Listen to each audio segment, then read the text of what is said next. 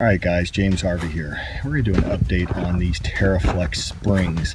So just so you get an idea how much gear we have this thing completely loaded down, 2 spare gas cans, a spare tire. We did the TeraFlex springs. We got the Rubicon Superflex. The problem is we end up bottoming out. So I had to dump as much weight as I can, and there's my shocks. You can see they just bottomed out on every trail. My bump stop's completely ripped off, gone. So we're gonna have to think this out. So if you have like a 4-inch lift and you got a hard top and you're bringing your ice chest and you got all this gear on top, these springs are just not going to work. They're just bottoming out. It's an absolute nightmare.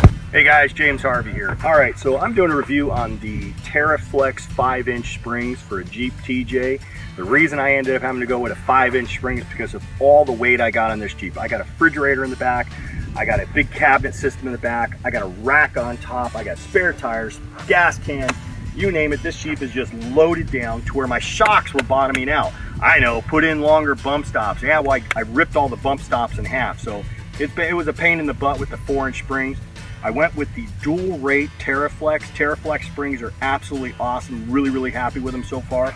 Now, the control arms, I have the Rubicon Express Super Flex, where they super flex on them. Absolutely unbelievable. They do give more articulation. This is after a year of pounding on them.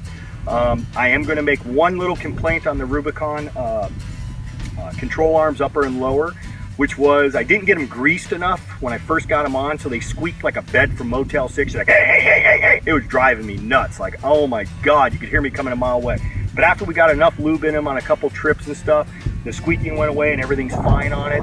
The springs got me up high enough, so with all my load on this thing and squishing down, I no longer bottom out my my shocks and stuff. So pretty happy with the springs. I mean, they do have the dual rate.